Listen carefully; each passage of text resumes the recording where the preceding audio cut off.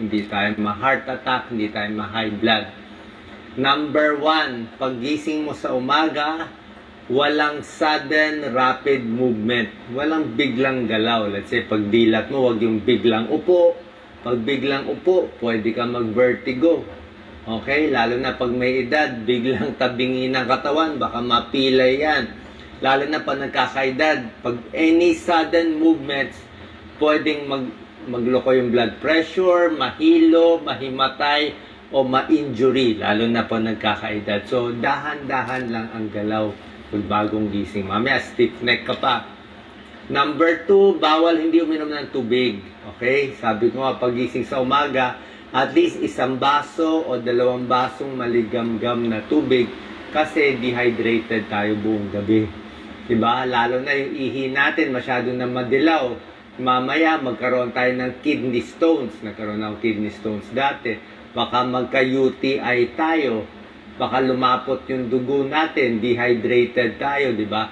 Masira pa kidneys natin. So, pag gising sa umaga, ako nga kahit mga madaling araw, pag gumising ako mga 4 a.m., inom na ako sa basong tubig eh. Inuunahan ko na eh. So, 1 hanggang 2 basong maligamgam na tubig sa umaga, huwag kakalimutan. Number 3, iwas yung paggising pa lang, nagkape agad. Diba? So, konting relax muna. Pwede na muna 1-2 basong tubig. Kasi, paggising natin sa umaga, usually tumataas ang blood pressure. Mas naka-high blood tayo sa umaga. Bakit? Kasi, ang dami mo iniisip, dami mong gagawin, nakapahinga ka, bagong tayo ka lang, diba? Usually, tumataas ang blood pressure. May tinatawag po tayong morning high blood pressure. So, mataas na BP mo, uminom ka pa ng kape, may caffeine, lalong tataas ang blood pressure mo. Lalo ka magpapalpitate, high risk for hypertension and stroke. So, relax muna. Pag magbe-breakfast ka na, tsaka ka magkape. Kailangan may breakfast. Yung iba hindi rin nagbe-breakfast, hindi po maganda. Kasi nga, ayaw mo naman bumagsak ang blood sugar mo. Ayaw mo sobra taas, sobra baba. Diba? Magugulo yung energy mo. Tsaka pag wala kang breakfast, papasok ka sa trabaho, hindi ka makakatrabaho. Papasok ka sa school, hindi ka makakaaral. Gugutumin ka. Tapos mamaya, ayan, pagdating ng tanghali, alauna, kakain ka ng marami, overeating. Poor dietary choices. Paano gutom na gutom ka eh? Mas tumataba, mas may diabetes kasi nagloloko blood sugar. Number 5, ito yung problema natin. Ako nga, takot ako magbukas ng cellphone sa umaga. Siyempre, bagong gising ka pa lang, alam nyo sa mga meditation. Sa meditation, yan ang mga tinuturo. Ang pinakamahalaga daw, yung 30 minutes bago tayo matulog, dapat puro good thoughts at positive thoughts lang pumapasok sa utak natin para hindi tayo bangungutin. Paggising sa umaga, yung unang 30 minutes, paggising pinakamahalaga. So, dapat mga positive lang, Bible lang, Christian music lang, kung ano man yung religious music nyo.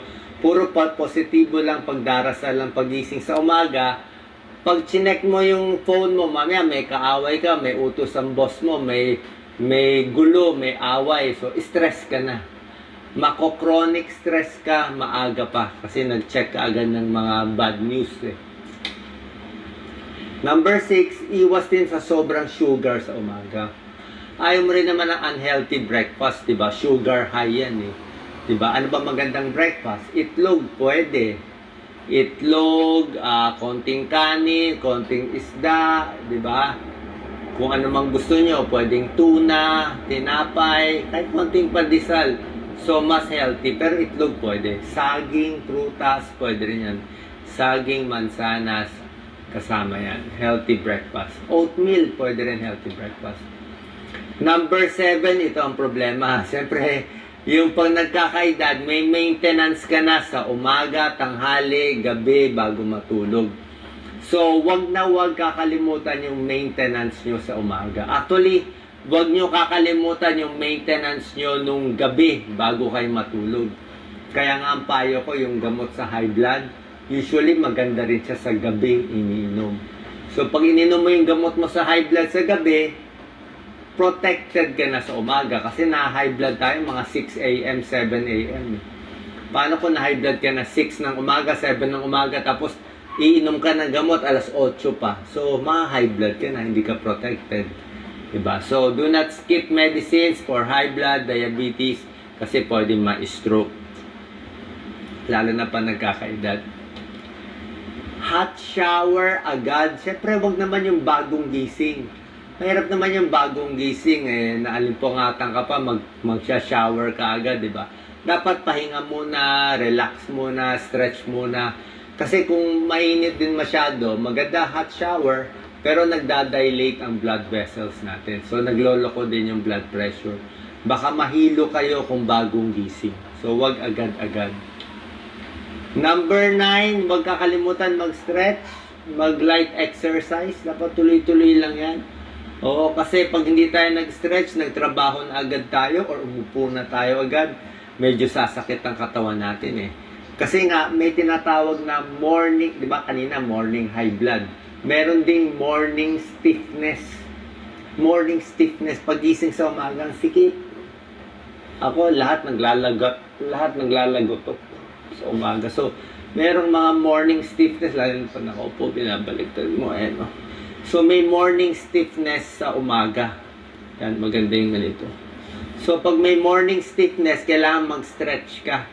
Lalo na sa nagkakaedad. Para gumanda circulation, mabawasan yung blood clot sa paa, mabawasan ang stroke. Huwag kakalimutan yan. Number 10, ito, bawal magpigil ng ihi. Diba, minsan na antok tayo, ayaw natin gumising. Pero 6 a.m. na, baka lang umihi ka muna. Kasi pag pinigil mo ang ihi mo, may stress yan eh. Stress sa pantog, stress sa kidney, stress sa high blood. Kasi pinipigil mo eh. Baka magka-kidney problem ka, ma-high blood ka kasi punong-puno yung pantog mo. So maganda umihigil. So morning routine, dapat relax lang. Check ang blood pressure, balanced diet, dahan-dahan paggising. Yan. Meron din tinatawag po na morning anxiety. Actually, another topic to eh. May tao, paggising sa umaga, nervyos agad. Nervyos, ang daming gagawin, di ba? Kaya ito, dapat relax ka lang sa umaga. Positive thinking lang sa umaga. O, huwag din masyadong late magising kasi nga, baka ngarag ka, maghahabol ka sa trabaho mo, di ba? Hahabulin mo yung work mo. Ito. Pwedeng wag na magkape kung may nervyos ka, tsaan na lang o hot water na lang. Huwag agad-agad titingnan ang cellphone pag gising, di ba?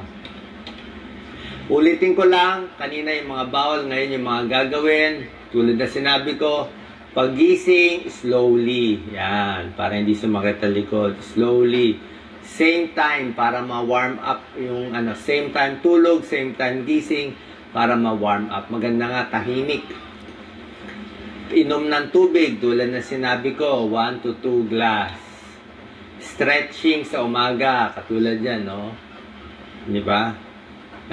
Get your body moving. Yan, stretching, kahit anong edad. Walang jerky movements, dapat naka-rubber shoes, suwabe lang, yan, no? Para hindi ka maaksidente, slowly. Healthy breakfast, ayan, gulay, oh. See? Okay lang, may juice o may kape, at least healthy kinakain niya, ayan, oh. Eggs, oatmeal, yogurt, fresh fruits, vitamins, protein, and energy. Yung gamot, huwag kakalimutan, patulong kay Mrs. o kay Mr. Dapat organized, di ba? Huwag magagalit sa umaga. Umaga pa lang, huwag mainit ang ulo, ha? Kasi mas mainit ang ulo, mas puyat, mas stress, mas high blood yan, no? Na-high blood siya. Na-high blood. Mong masyadong emotional, yan, relax lang.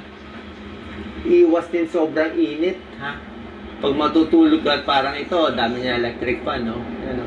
O kung mainit sa labas, huwag na maglakad sa labas, so ingat. So, piliin ang pinakamatahimik at malamig na kwarto. Iwas aksidente sa umaga. Yan ang problema. Pag tumatanda nga tayo, ako nga, lagi na kami may night light. Yung ilaw na kinakabit. Dapat may konting ilaw sa gabi. Kasi pag gumising ka, pag tumatanda, mas malabo na yung mata. Mas hindi na tayo nakakita sa dilim. Kaya, baka matumba tayo, makatapak tayo, madulas tayo, no? Kailangan may hawakan, no? Ito, delikado to, no? Baka mahulog siya. Avoid accident sa bahay. Okay, titingin, mamaya yung silya mo gumalaw, matumba ka. Kasi isang bagsak lang, hip fracture na balian tayo, mahirap makarecover. Sa umaga, pag dudumi, dapat malambot ang dumi. Kain ng maraming prutas at gulay, papaya, pakwan, peras, grapes, kailangan para makadumi. Kasi pag matigas ang dumi, constipation, umiirit, pwede ma-heart attack. Kaya dapat yan. Every morning. Magdarasal, relax lang, huwag magagalit sa ibang tao, tumulong lang. Kasi ang stress nakakasira din ng katawan. Naka-high blood siya.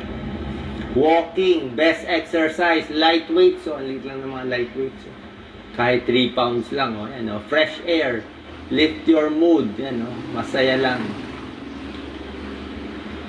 Sa umaga, pwede mo na ilista yung gagawin mo. Gabi pa lang bago ka matulog, i-ready mo na, lista mo na. Para hindi ka maguluhan Write it. Para alam mo na ano yung gagawin mo.